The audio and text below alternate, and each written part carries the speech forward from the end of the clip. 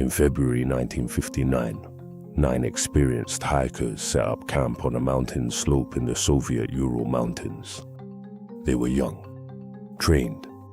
They had done this dozens of times before. That night, something made them cut open their tent from the inside and run out into -30-degree temperatures, wearing almost nothing. Their bodies were found weeks later, scattered across the mountain. Some had catastrophic internal injuries with no external wounds. One was missing her tongue. 2 had radiation on their clothing. The Soviet government sealed the investigation and classified the files for 30 years. We still don't know what happened. This is the Dyatlov Pass incident, and I promise you, every explanation you've heard doesn't survive contact with the actual evidence. Let's start with who these people were, because this is not a story about careless amateurs who got lost in the snow. The group was led by Igor Dyatlov, 23 years old, an engineering student at the Ural Polytechnic Institute, experienced hiker, experienced enough that he had built his own radio equipment to take on expeditions. The other 8 were equally qualified, students and graduates. Some had been hiking and skiing in extreme conditions for years. Several held the Soviet equivalent of mountaineering certifications. They set out in late January 1959. Their goal was to reach Otorten, a mountain in the northern Urals. A grade 3 route, the most difficult category in Soviet hiking classification. Only experienced groups were permitted to attempt it. There were 10 of them initially. One member turned back early due to joint pain. That decision saved his life. The group continued. They kept a detailed journal. They took photographs. By all accounts, the early days of the expedition were normal. Spirits were high. The weather was manageable. Everything was going according to plan.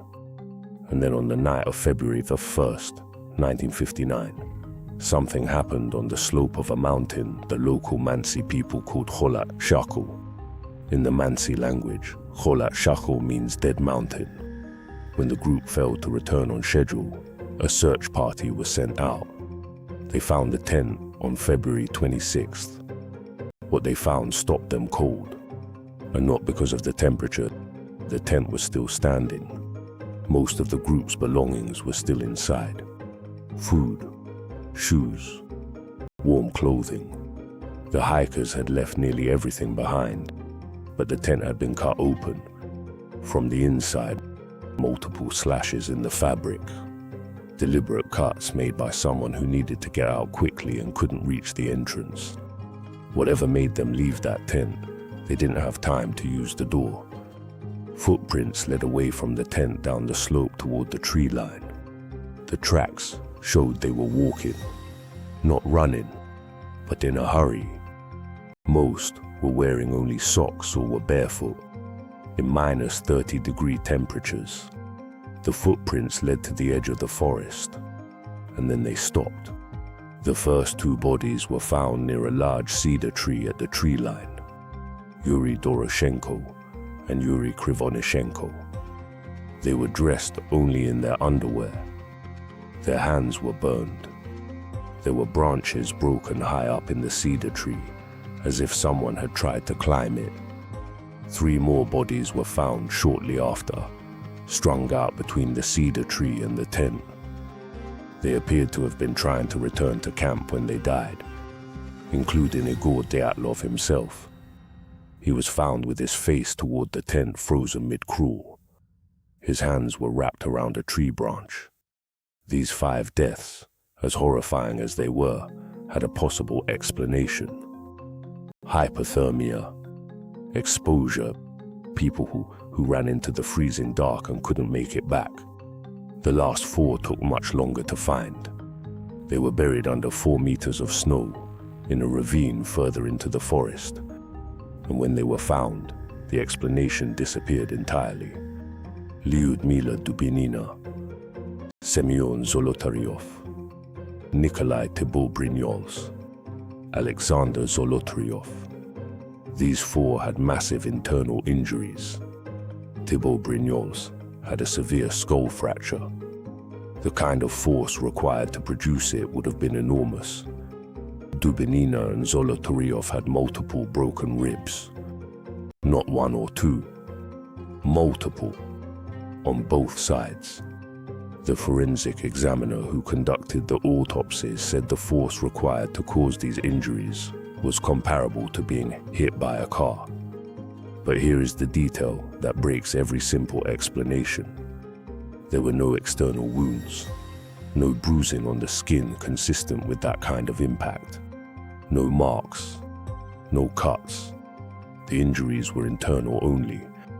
Forensic experts at the time and since have struggled to explain how you produce that level of internal trauma without leaving any mark on the outside of the body.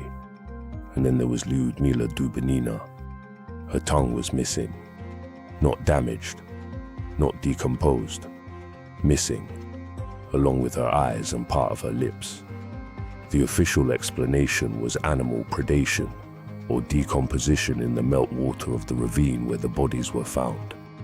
Some investigators accepted this. Many did not. The strangeness did not stop with the bodies. The clothing of several hikers tested positive for elevated radiation levels, specifically on Krivonishenko's clothing, and on the clothing of Dubinina and Zolotaryov. The Soviet authorities explained this away. They said Krivonishenko had worked at a nuclear facility and may have contaminated the clothing, but the radiation was on multiple people's clothes, and it wasn't on all of his clothing, just specific areas of specific garments. There were also reports from other hikers in the region that night who described strange glowing orange spheres in the sky above Kholat. The Soviet military confirmed they had been conducting tests in the region. They did not specify what kind of tests. Witnesses at the funerals of the hikers reported that the skin of some of the bodies had turned an unusual orange-brown color. The authorities said this was a normal consequence of exposure. Forensic experts said they had never seen that kind of discoloration from exposure alone. The lead investigator on the case, Lev Ivanov, closed the case in May 1959. The official cause of death was listed as a compelling natural force, not hypothermia, not avalanche, not animal attack. A compelling natural force. That is not a scientific finding. That is a bureaucrat writing down that something happened and he has no idea what it was. The files were classified. Access was restricted for 30 years. When the Soviet Union collapsed and the files were eventually released, investigators and researchers went back to the evidence with fresh eyes, and the theories started multiplying.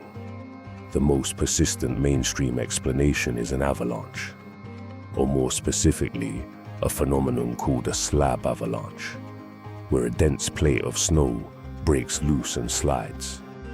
The argument is that the hikers heard or felt out the snow shifting and cut their way out of the tent in a panic to avoid being buried. The injuries in the ravine group, the theory goes, were caused by the weight of snow. The problem is, the search party found no evidence of an avalanche when they arrived. The tent was damaged, but not buried. The slope above it showed no signs of major snow movement, and a slab avalanche does not explain the radiation. Another theory involves infrasound, low-frequency sound waves below the range of human hearing, produced by wind moving over certain mountain formations. Infrasound at certain frequencies can cause extreme psychological distress, panic, paranoia, hallucinations, the sensation that something is in the tent with you. This could explain the frantic exit, the irrational decision to run into the cold with no clothes. But infrasound does not break ribs, and it does not remove a tongue. Military testing has been proposed. The Soviet government was conducting weapons tests in the Urals throughout this period. Some researchers have suggested the hikers stumbled into a test zone and were caught in the aftermath of something the government has never officially acknowledged. This would explain the radiation, the strange lights, the classified files, the vague official cause of death. It would not explain why 9 trained hikers decided that running barefoot into a blizzard was the rational response to anything. Then there is the Mansi theory, that the local indigenous people, protective of their sacred mountain, confronted and killed the group. This was investigated and dismissed. There was no evidence of other people at the scene. The Mansi themselves cooperated fully with investigators. And there are the wilder theories: Yeti, UFOs, secret military weapons that produce internal injuries without external marks. A weapon that has never been confirmed to exist, but has been theorized about since the Cold War. Here is where the Dyatlov Pass incident stops being a mystery and becomes something genuinely unsettling. It has been 65 years. We have better forensic technology than 1959. We have access to the classified files. We have modern avalanche modeling. We have acoustic research. We have multiple official and unofficial investigations, including a Russian government reinvestigation completed in 2019. The 2019 investigation concluded it was an avalanche. Researchers who had spent years studying the case pointed out immediately that the investigation did not address the radiation, did not adequately explain the internal injuries without external wounds, did not explain the missing tongue. The Russian government closed the investigation anyway.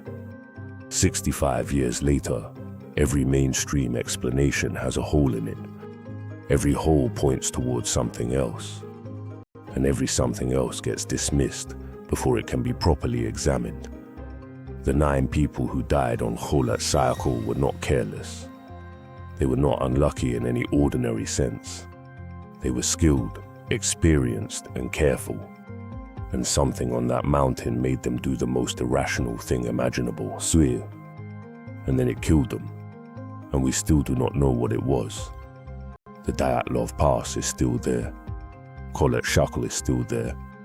In 2019, Russia opened the area to tourists. You can hike to the site now. You can stand on the slope where the tent was pitched. You can look down toward the tree line where they ran. Every year people make the journey. Nobody knows what they're looking for. Maybe the same thing the 9 were looking for when they set out on January 23rd, 1959. An adventure in the mountains. They never came home. And the mountain has never explained why. If that one kept you up, good. Because it kept me up writing it. The Dyatlov Pass incident is one of those cases that the more you dig into it, the less certain you become. Not more certain, less.